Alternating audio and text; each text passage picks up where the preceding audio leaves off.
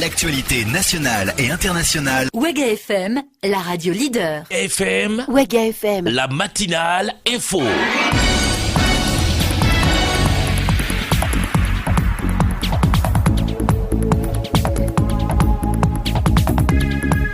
Les relations sont de nouveau tendues et même très tendues entre Kolgouego et les Dozo dans le Grand Ouest du Burkina Faso.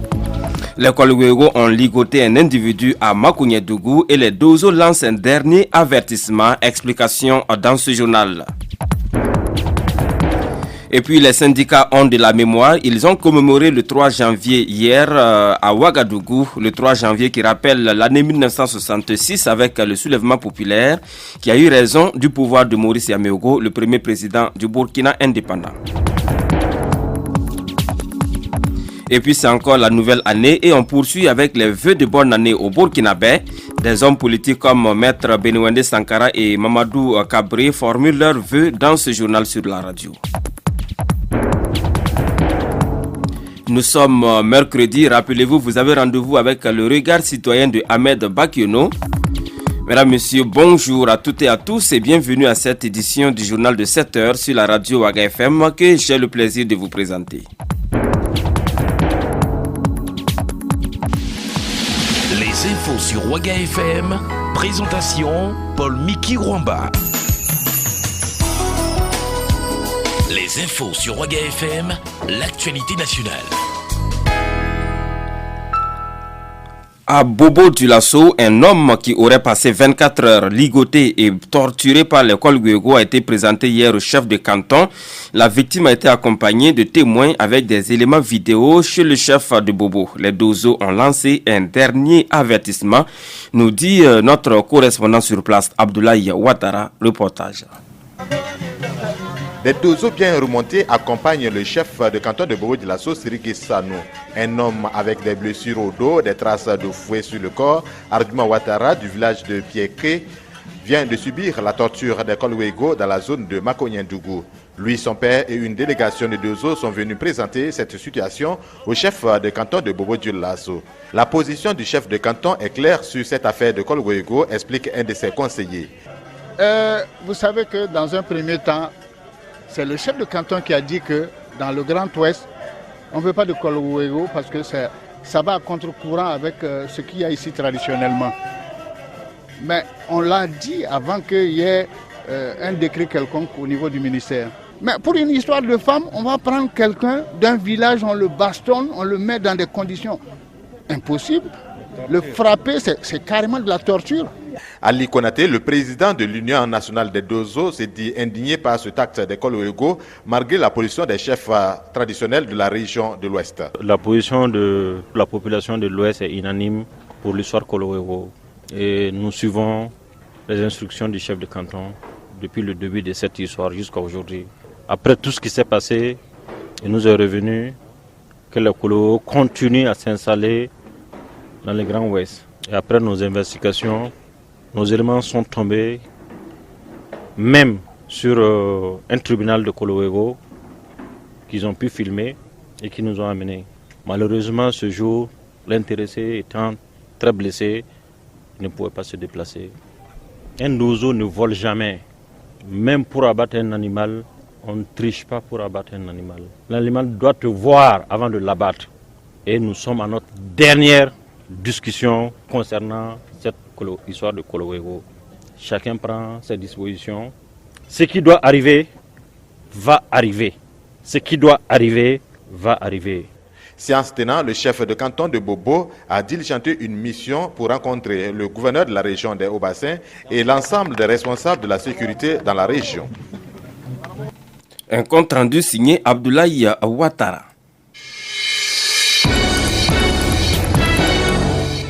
Je vous l'annonçais en titre de cette édition, l'unité d'action syndicale a commémoré hier le 3 janvier 1966, date anniversaire du soulèvement populaire qui a emporté le régime du premier président de la Haute-Volta aujourd'hui Burkina Faso, Maurice Yaméogo. Des détails avec Yolanda Zumbara.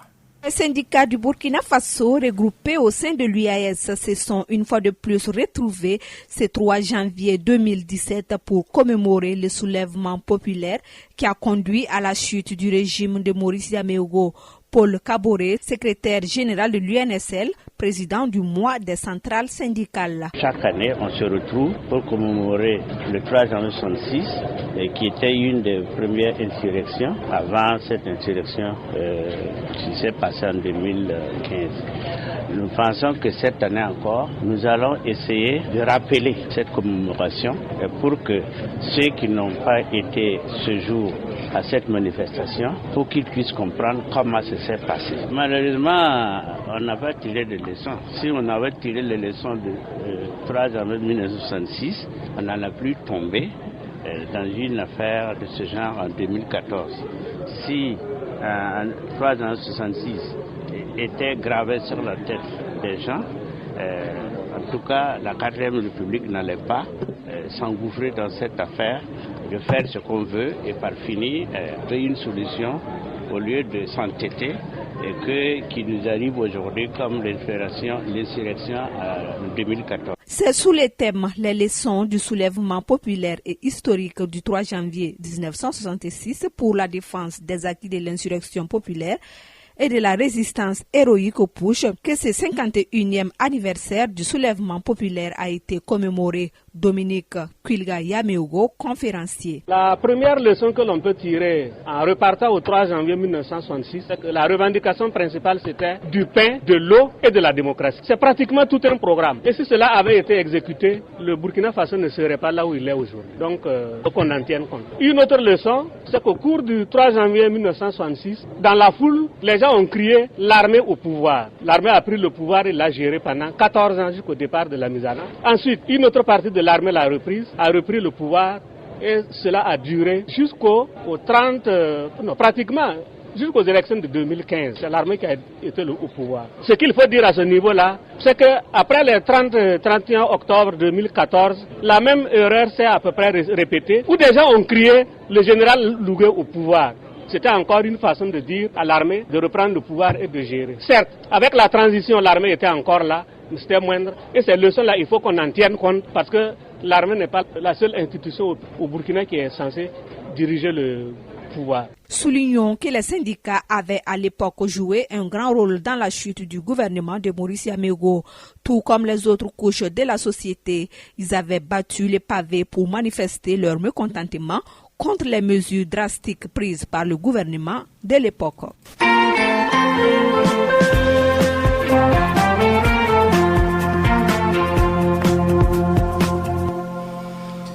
Et puis, nous sommes encore en début d'année et comme chaque début d'année, l'on se souhaite mutuellement les vœux de bonne année. Nous avons recueilli pour vous les vœux de certains citoyens de la ville de Ouagadougou qui se sont exprimés au micro de Aboubacar Kébré, compte rendu. Exprime ce à quoi on aspire du fond du cœur. Ainsi, le plus grand trésor de tous est la santé. Moi d'abord, mes vœux c'est la santé d'abord. Je souhaite un vœu de santé. Puis, on vivrait heureux si à la santé s'ajoute la bonne marche des affaires. Moi mes vœux c'est la prospérité dans le travail. Que l'année 2017 c'est une bonne année pour le monde. Pour que ce qu'on cherche dans la vie qu'on n'a qu'à retrouver. Je souhaite un vœu de prospérité, de bonheur, de la réussite dans le commerce. Et tout cela ne saurait tenir que dans un climat social paisible. Le pays va mal, voilà, j'aimerais qu'il y ait la paix, au Burkina Faso. Moi c'est Danadej et pour l'année 2017, j'aimerais que mon pays soit surtout en paix. Bonne et heureuse année 2017, que l'année soit une année de paix, de santé, de prospérité, de joie et surtout la paix. Moi c'est Mademoiselle Sanouzou Sida. Pour cette nouvelle année 2017, je souhaite tous mes vœux le meilleur à tous les Burkinabés et d'ici et de la diaspora. Que Dieu tende sa main sur le Burkina Faso, que Dieu bénisse le Burkina Faso. Je souhaite une heureuse année 2017, que l'année 2017 soit une année de succès, de bonheur, de longévité et de paix. Le Burkina Faso a vécu une série d'attaques en 2016. Alors, ses citoyens n'occultent pas la sécurité. Ils souhaitent donc une année de sécurité pour le pays des hommes intègres. Pour le Burkina, pour moi, c'est surtout la sécurité d'abord. La sécurité, c'est le numéro 1. C'est surtout ça, hein. Après ça, le reste viendra. Après s'être nourri d'espoir que 2017 sera meilleur que la précédente, c'est dans la joie que les Burkinabés ont néanmoins fêté la Saint-Sylvestre. Vivement que tous ces vœux soient exaucés pour notre bonheur en 2017. Une fois de plus, bonne et heureuse année à tous les auditeurs de Waga FM.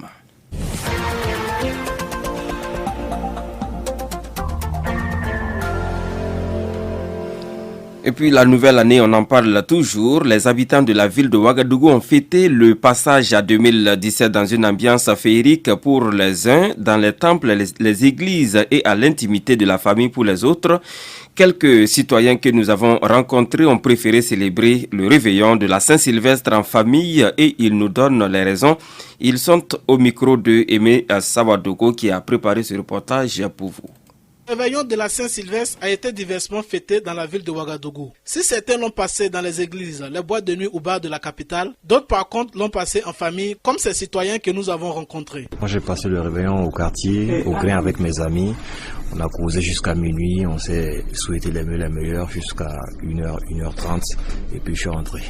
Moi, je fête ça en famille, d'abord avec les parents, je souhaite les meilleurs vœux pour l'année. Ensuite, je retrouve mes amis dans une des cours, bien sûr. Puis on essaie de faire une réception où on reçoit les amis venus d'ailleurs et tout ça. Voilà, c'est comme ça que moi, j'ai passé le réveillon de la Saint-Sylvestre. Moi, particulièrement, j'ai passé le réveillon à la maison, en compagnie des amis. Voilà, donc on a essayé d'organiser quelque chose à la maison. Voilà, ils sont venus vers les 22h et on a passé le réveillon ensemble. Comme nous sommes mariés, étant donné qu'on ne peut pas sortir avec les enfants, on a ordonné que le soir avec les amis, à la maison quoi. On a bien fêté un truc. Ces derniers expliquent pourquoi ils ont décidé de passer le réveillon en famille. On pense que c'est plus prudent. En tout cas, question de sécurité, vaut mieux rester près de chez soi. Et puis essayer de faire ça le plus simplement possible. Parce que c'est pas évident de sortir. Il y a beaucoup de monde, les accidents, tout ça, ça peut arriver. Mais si on fait ça à côté, voilà, on a l'occasion, on retrouve tout le monde et puis ça se passe bien. On a constaté que nous, avec la fête là, la circulation est un peu dense et puis au dehors aussi, c'est un peu dans les maquis, c'est pas trop tellement sécurisé. Donc on a décidé de passer ça à la maison. Parce que le cadre est un peu convivial, nous pensons que c'est vraiment pour nous en tout cas la meilleure option quoi. Au fil du temps, on a tendance à comprendre que il faut juste modérer cette célébration, pas être dans la tendance, on a pris un peu de l'âge, on a compris un peu certaines choses. Donc c'est pourquoi j'ai décidé aussi de célébrer ça de ma manière comme ça. Ces citoyens qui ont décidé de passer le réveillon en famille pour raison de sécurité formulent pour cette année 2017 des vœux de paix et de prospérité à la nation. Et puis, Maître Beniwende Stanislas Sankara souhaite que 2017 soit l'année de la vérité et de la justice pour Thomas Sankara et ses compagnons. Nous avons recueilli pour vous les vœux de nouvelle année au Burkinabé du président de l'UNUPS, par ailleurs premier vice-président de l'Assemblée nationale du Burkina Faso. Je vous propose d'écouter tout de suite Maître Beniwende Stanislas Sankara. Il est le premier vice-président de l'Assemblée nationale du Burkina Faso. Je voudrais au seuil du nouvel an 2017, à mon nom personnel et au nom de l'Union pour la Renaissance Parti sankariste, rappeler que notre vaillant peuple, à la faveur de l'insurrection populaire, les 30 et 31 octobre 2014, a réhabilité politiquement le président Thomas Sankara. Au moment où nous allons célébrer le trentenaire de son assassinat cette année, mon vœu le plus cher est que l'année 2017 soit l'année de la vérité et de la justice pour Thomas Sankara et ses compagnons. Je souhaite également que tous les Burkinabés puissent, à la faveur du nouvel an, se réconcilier avec eux-mêmes et avec leur propre histoire. Mes vœux vont aussi à l'endroit de tous les compatriotes et de tous les concitoyens. Il faut que les Burkinabés sachent que le développement et le progrès économique et social ont un prix, à savoir le travail. Mais le travail organisé dans la discipline et surtout dans le respect de l'autorité. L'incivisme ne nous mènera nulle part que dans le désordre et dans l'anarchie. Je souhaite à cet effet que 2017 soit une année de prise de conscience collective qui voudrait que nous puissions renaître en Burkinabé nouveau, avec pour objectif d'oser inventer l'avenir en prenant sur nous la devise qui est que nous devrons prendre en main notre propre destin. Que l'année 2017 soit également l'année où toutes les portes vont s'ouvrir, les portes des grâces, les portes de paix, de cohésion sociale, mais aussi de santé et de bonheur dans la solidarité et dans la fraternité d'une nation unie et plus forte. Mes vœux vont aussi aux amis du Burkina Faso, à tous ceux qui vivent avec nous, mais aussi à notre diaspora qui est à l'étranger. Je souhaite une année de paix, une année de stabilité à notre monde. À ceux qui souffrent d'une manière ou d'une autre, je leur exprime tout le réconfort, tel est mon souhait. Un prompt rétablissement à ceux qui sont malades. Enfin, j'ai une pensée pour tous ceux qui sont plus de ce monde, en particulier ceux qui sont tombés sur le champ d'honneur et les victimes de la barbarie et de l'intolérance, qu'elles soient religieuses ou politiques. Que la mémoire de nos héros nous instruise et nous fortifie afin que nous puissions continuer la lutte de façon inlassable pour un monde juste, équitable, de paix et de progrès, mais aussi de démocratie véritable. Bonne et heureuse année 2017 à toutes et à tous. Je vous remercie.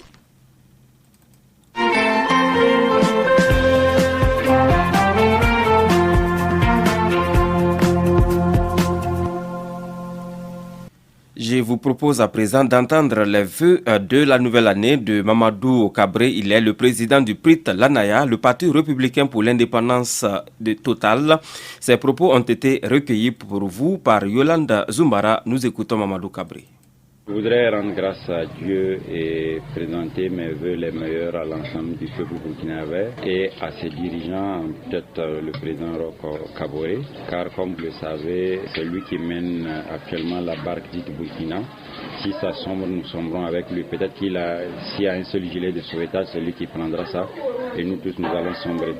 Donc je présente mes vœux les meilleurs à l'ensemble du peuple burkinabé et à ses dirigeants pour que l'année 2017, comme j'ai l'habitude de le dire, ce soit la note de 20 sur 17 pour l'ensemble des Burkinabés dans leurs entreprises les plus heureuses, les plus formidables et les plus souhaitées.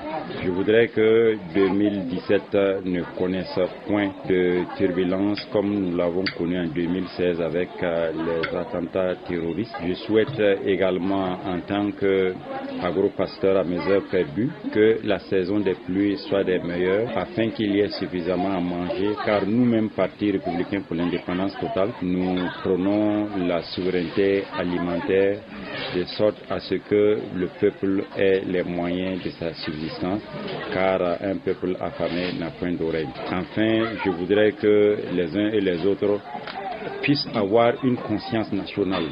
C'est ce que nous appelons le PRIT Lanaya.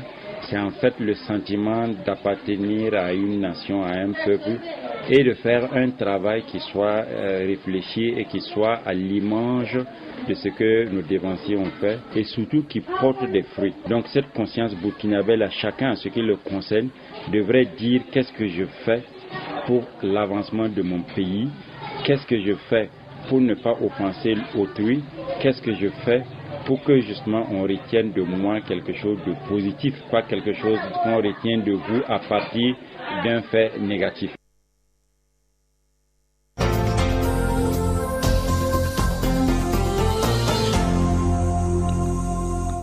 Engagés dans le renforcement des cadres de lutte des travailleurs dans la paix et la sécurité, les responsables syndicaux du Burkina ont souhaité voir aboutir les différentes revendications en cette année 2017. Leurs vœux ont été recueillis pour vous par Ella Marie-Estelle Guébré. Nous écoutons donc les responsables syndicaux du Burkina qui formulent ici leurs vœux de nouvelle année.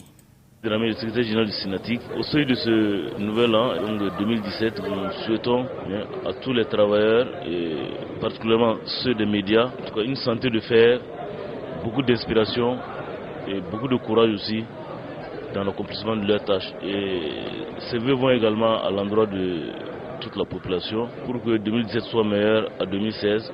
2016 qui a été marqué par beaucoup de difficultés et beaucoup aussi d'inquiétudes, que ce soit sur le plan sécuritaire, que ce soit sur le plan de la conservation des acquis de l'insurrection populaire et de la résistance héroïque au coup d'État de septembre. Donc nous souhaitons que l'esprit de combativité et l'esprit d'éveil de conscience qui ont toujours habité les Burkinabés soient toujours de mise afin que les acquis soient préservés, afin que les conditions de vie et de travail soient toujours améliorées pour le développement véritable du Burkina Faso. C'est Marcel Zanté, issu de la Confédération nationale des travailleurs du Burkina, CNTB. Mes vœux pour cette année 2017, c'est tout d'abord le vœu de santé toutes les populations du Burkina et mes vœux également de paix et de sécurité parce que nous en avons besoin. Sans cette paix, sans cette sécurité, pensons que la santé ne serait pas évidente. Et enfin, mes vœux pour les populations du Burkina, c'est que le Seigneur accorde à toutes les populations la chance de voir aboutir leurs doléances, leurs revendications légitimes et que cela se passe vraiment dans la compréhension, dans l'entente et pour le bien des populations. André Norbert, c'était adjoint de la CGTB. Mes vœux en tant que responsable syndical, c'est que les travailleurs restent mobilisés, qu'ils renforcent leur cadre de lutte et que par ce biais-là, ils puissent obtenir la prise en compte de leurs préoccupations qui sont vraiment assez nombreuses au niveau des différents secteurs d'activité.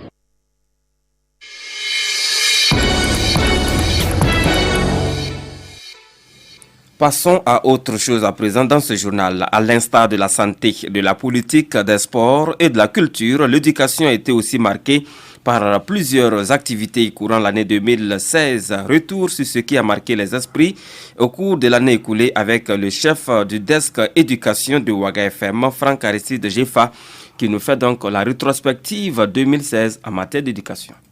Et 2016 aura été indiscutablement marqué par cette manifestation d'étudiants violemment dispersés par les éléments de la compagnie républicaine de sécurité CRS le 25 octobre dernier. Bernabé Gansoré, résident à la cité universitaire de Kosodo, raconte. Quand on arrive au niveau des barricades, on a trouvé des forces de l'ordre et nous leur avons dit que nous avons pour mission d'aller protester devant le ministère de tutelle. Pacifiquement, on n'avait pas de bourdin, rien. Et nous leur avons demandé de nous céder le passage. C'est là que l'un d'entre eux a répliqué par la projection des gaz, etc. Le lieu de cette manifestation, qui devait être pacifique, a ressemblé plutôt à un théâtre d'opération avec les moyens déployés ce jour-là par la sécurité, comme l'explique Bernabé Gansoré. Voilà des balles qui ont été tirées, des balles que vous voyez dans la main, des balles, et des lacrymogènes, en tout cas pas moins de 500 000 même lacrymogènes ont été lancés sur nous les étudiants, ce qui n'est pas normal. Les grèves à répétition, les sittings et autres moyens de lutte pour revendiquer de meilleures conditions de vie et de travail ont aussi émaillé le processus dans le système éducatif, comme ce mot d'ordre du SNEP qui a eu lieu en octobre dernier. Bertin Toé, secrétaire général. Les raisons sont que nous avons déposé une plateforme revendicative auprès de notre ministère, le ministère de l'Éducation nationale et de l'alphabétisation, laquelle plateforme comporte 6 points. Il y a eu plusieurs rencontres avec le ministère qui n'ont jusque-là pas abouti à la signature d'un protocole d'accord. Le 5 octobre, nous avons déposé un préavis de grève auprès de la présidence, ce qui nous a conduit aujourd'hui à un arrêt de travail de 48 heures. Le 15 novembre 2016, c'était au tour de 3 syndicats du système éducatif d'aller en sitting malgré la tentative de médiation de leur ministre de tutelle. Aruna Lankwande, coordonnateur national du syndicat national des encadreurs pédagogiques du secondaire. Notre ministre de tutelle a songé nécessaire de nous recevoir de 13h à 15h. Il a essayé d'expliquer les raisons pour lesquelles il n'a pas pu nous recevoir à temps. Il a signalé aussi que le problème du reversement est un problème sérieux. Ils reconnaissent l'iniquité dont nous sommes victimes, mais c'est un problème qui ne peut trouver sa solution au niveau du ministère de la fonction publique et de la protection sociale et du ministère des Finances. Certainement, ce qui aura aussi marqué les esprits au cours de l'année 2016 aura été sans doute la mesure de recrutement de 4200 jeunes diplômés pour servir la nation en tant qu'enseignants. Une mesure qui, selon Salifou Kaboré, secrétaire général du mouvement des étudiants du Faso MEF, présente tant des avantages que d'inconvénients. Au regard de la montée du chômage au niveau des jeunes, cette mesure peut être appréciée par sa juste valeur. Et l'inquiétude que nous avons soulevée, c'est que peut se poser un problème au regard de l'allocation que le gouvernement a décidé de donner à ces enseignants-là. Parce que nous savons aussi qu'il y a des enseignants enseignants au titre du MINA qui sont recrutés au niveau 2 avec un DEC 2 qui ont une allocation largement supérieure à l'allocation que le gouvernement a décidé de donner à ces étudiants-là. La question du LMD, récurrent point d'achoppement entre plusieurs structures estudiantines et les autorités en charge de l'enseignement supérieur, a été aussi relevée en avril dernier. Salifou Kaboré. La situation n'est pas reluisante parce qu'aujourd'hui, il faut reconnaître que le système LMD dans toutes les universités pose effectivement problème. Mais ces problèmes sont tels que les années académiques se chevauchent, il y a l'empilement donc de certaines promotions. Rappelons que, au cours de l'année 2016, tant la question du recrutement des 4200 jeunes diplômés que la question du LMD ou encore l'affaire d'Abo Boukari et les conditions d'études des étudiants ainsi que la nomination d'un nouveau directeur général à la tête du CENU, mais aussi et surtout l'incivisme dans les établissements secondaires et supérieurs ont fortement secoué le système éducatif au Burkina Faso. Toutes choses qui ont souvent contraint l'autorité à prendre des mesures drastiques. Espérons que 2017 apportera la sérénité et le civisme dans nos écoles dans notre pays. Une rétrospective éducation signée Franck Aristide Jefa. Regard citoyen, présentation Ahmed Bakiono. Et nous passons à présent au regard citoyen de Ahmed Bakiono qui commence lui aussi à souhaiter la bonne année aux milliers d'auditeurs de la radio Waga FM. Nous l'écoutons. À l'entame de ce premier numéro de Regard citoyen, nous voudrions nous consacrer à cette tradition de Waga FM, vous présenter nos vœux pour cette nouvelle année qui vient de commencer. Nous voudrions que 2017 soit une année de santé, de bonheur, de prospérité, de paix, de réconciliation et d'unité nationale. Nous voudrions aussi dire merci particulièrement à une personne ressource qui nous aide à la production de tous les numéros de Regard citoyen. La personne se reconnaîtra certainement à travers ma voix. Ceux dont les contenus des numéros des Regards citoyens les ont rougi les yeux, nous voudrons nous en excuser. Et nous voudrons aussi remercier ceux dont les contenus ont beaucoup plu et les ont orientés dans la prise de décision pour la gouvernance de notre pays. Parce que ce qu'il faut noter, c'est que lorsque un peuple a soif de redevabilité, d'imputabilité, de bonne gouvernance, toutes les critiques sont meilleures. Car, comme le dit l'adage populaire, la critique déchire la terre et la féconde. Donc, nous essayons, à travers notre contribution, d'apporter aussi la pierre à la pierre pour l'édifice national en ces temps de démocratie au Burkina Faso.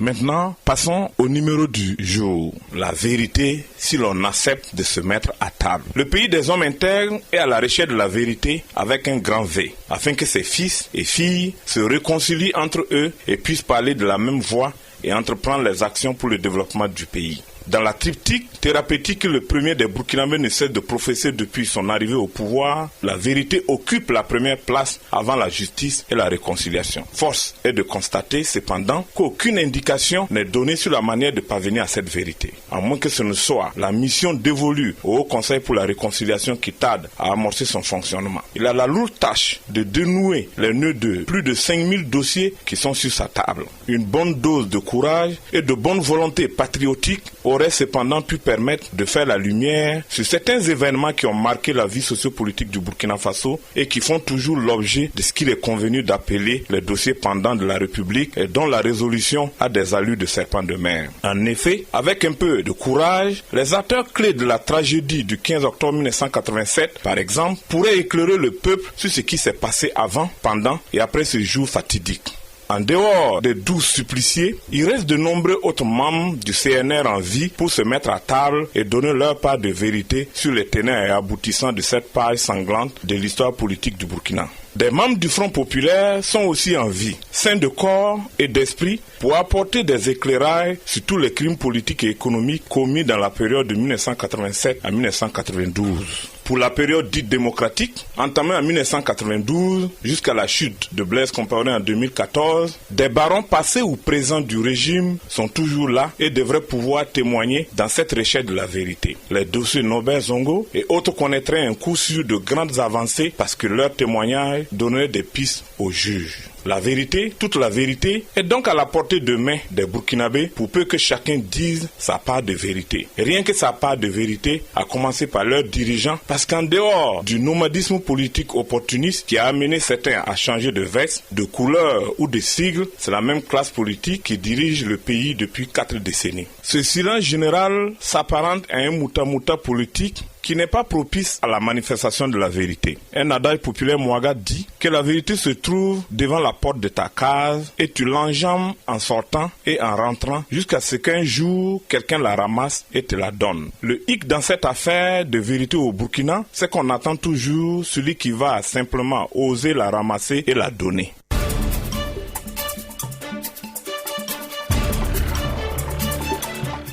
Mesdames, Messieurs, c'est tout pour cette édition du journal de 7 heures sur la radio Waga FM. Merci à vous qui nous avez suivis. Dans quelques secondes seulement, la une des quotidiens de ce jour, puisque les journaux sont de retour après quelques jours donc de petits congés.